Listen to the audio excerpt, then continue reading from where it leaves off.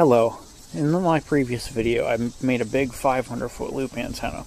Well, this is what I found when I took the antenna down. I found some burnt coax cable as well as a burnt grounding block. And that means at some point we had a serious issue with static electricity. Hello, here's my new 500-foot loop antenna that I ran all the way around the yard. I have the ends of the loop going to dual coax cable, and I have the coax cable going to grounding blocks like this, and I have them connected together. I have an 8-foot long copper ground rod over here going to it. Alright, I hooked the antenna directly to my 386 audio amplifier circuit and speakers, so let's see what it sounds like. So there's what I'm hearing, a bunch of radio stations and some static electricity. Hello, here's my new loop antenna. It goes to the perimeter of my backyard. I just used a couple sticks of 1.5" PVC pipe and they go up to the insulator like that. I just screw the insulator right into it, tied a clove hitch, ran some guy wires down, and I just put a little tie wire on there to hold the wire. It goes up to another one up there, and one way over there, and the one down there. And I just put a couple stakes in the ground like that.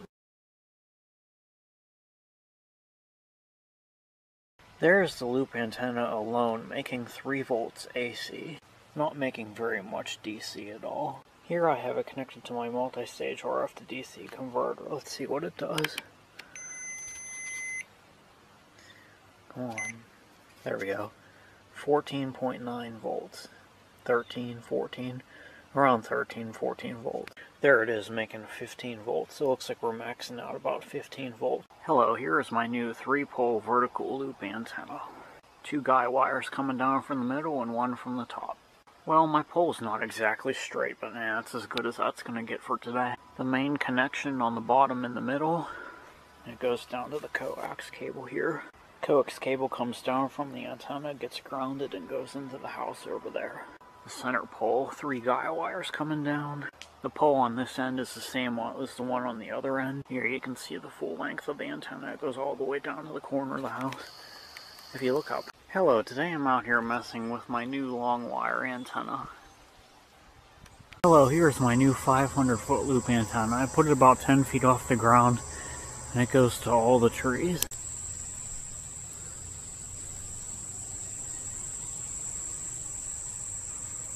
Here's what my antenna sounds like connected to the crystal radio and then my speaker.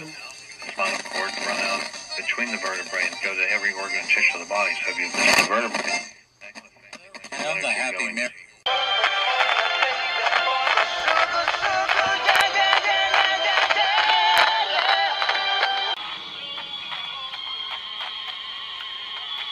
Hello, here's the LED that's on my RF to DC converter.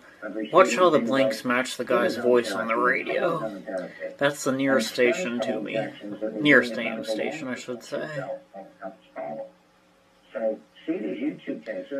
Look at how it's matching his voice perfect. Office, that's just one of the many things that are available on the website for you to find out more information.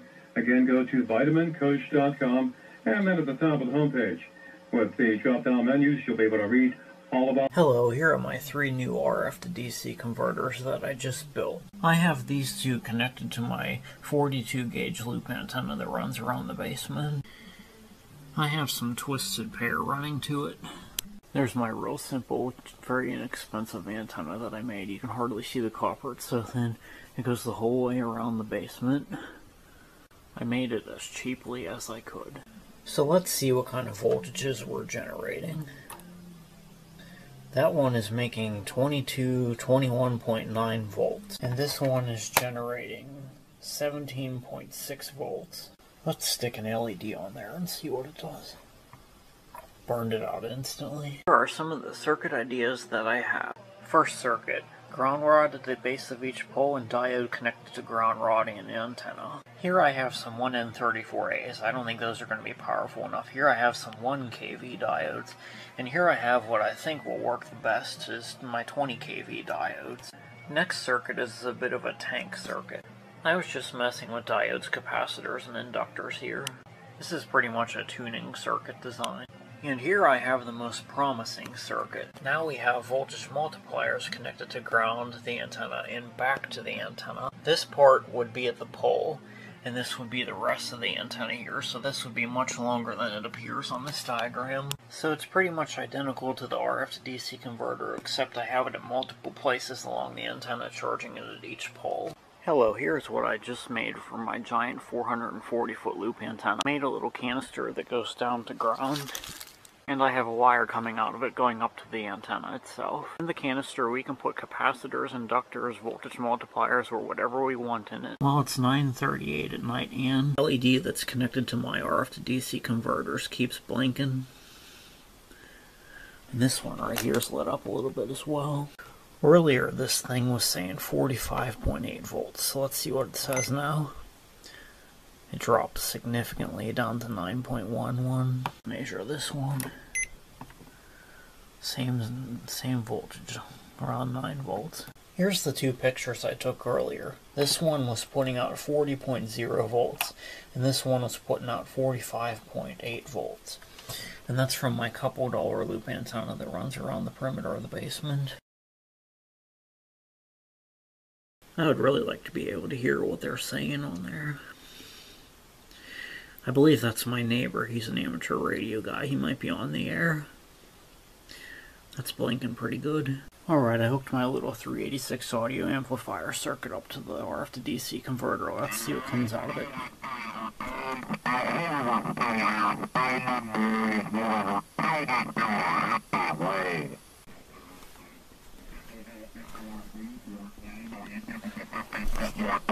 I have this LED right here connected to the old RF to DC converter constructed out of 1N34A crystal diodes.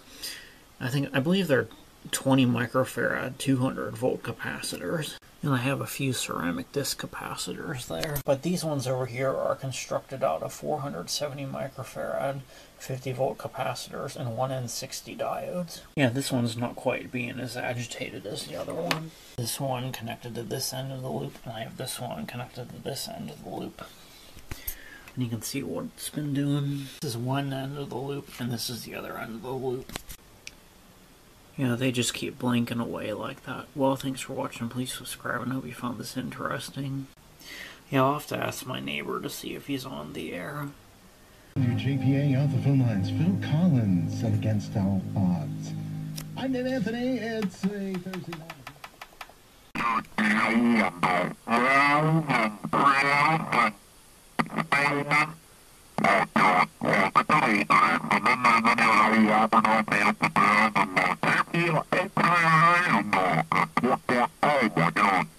Alright, I really have no idea what that is, but that's what keeps coming on every single time the LED blinks.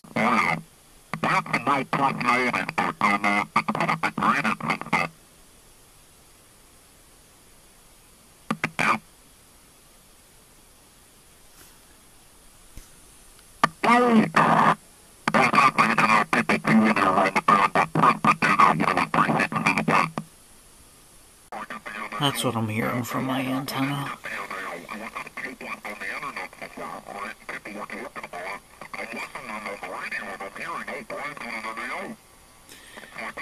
I checked last night, that is my neighbor talking on his ham radio. I made this little cable so I could hook my RF to DC converters directly to my speaker. But out right here I connected the antenna directly to it. And it's doing the same thing that did last night. Yeah, this is one end of my outdoor 500-foot loop antenna, and this is the other end of the 500-foot outdoor loop antenna. And it comes down here to this RF to DC converter, and it goes down here to the LED. Unfortunately, it sounds like my capacitance and inductance is all out of whack. There's also another operator about 200 yards from me on the other side of the hill. A lot of people are on the air this time of year because there's nothing to do, and plus there's no thunderstorms, so we can leave our antennas up all day long and night, and not really have to worry about them getting hit by lightning. Here, watch what happens when I put my finger near it. It gets louder, because my body is affecting the capacitance and inductance of the signal.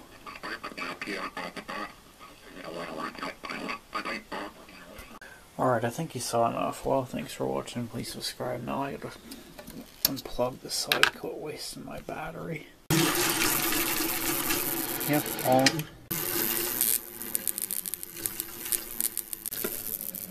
Arcs.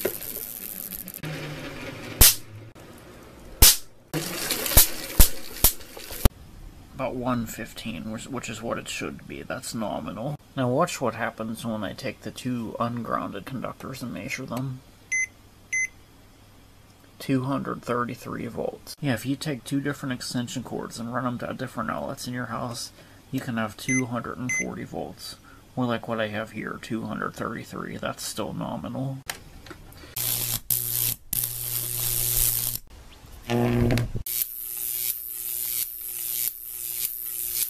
7.5 watts, 1,920 ohms of resistance. Gets a little bit harder. 40 watts, 360 ohms of resistance. Gets a little bit harder to turn. 60 watts, 240 ohms of resistance. Gets a little more harder to turn. 75 watts, 192 ohms of resistance. Now it starts to get even harder to turn. 100 watts, 144 ohms of resistance. And now it gets really hard to turn. Unfortunately, I don't have 150 watt to show you what that can do. Connects to my single stage RF to DC converter. And right here I'm measuring the DC output during a thunderstorm. And right here you can hear the lightning strikes on the radio.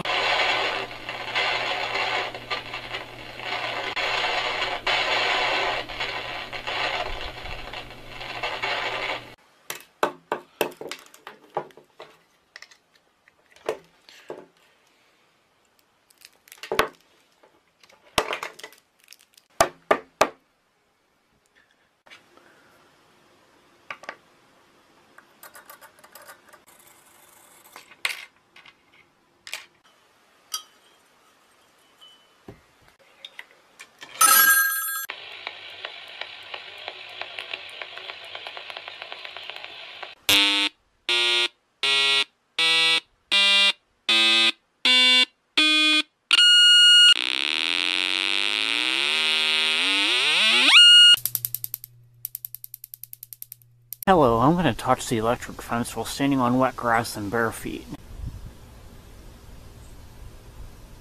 Ah! There's the loop antenna alone, making 3 volts AC. Not making very much DC at all. Here I have it connected to my multi-stage RF to DC converter. Let's see what it does. Come on. There we go. 14.9 volts.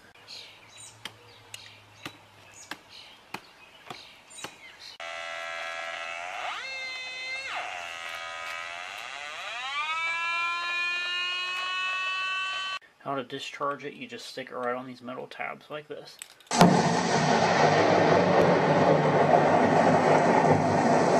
Hello, I have my little solar panel right here putting out 545 volts AC. Hello, here's the LED that's on my RF to DC converter. Watch how the blinks match the guy's voice on the radio. That's the nearest station to me. Nearest AM station, I should say. Look at how it's matching his voice perfect.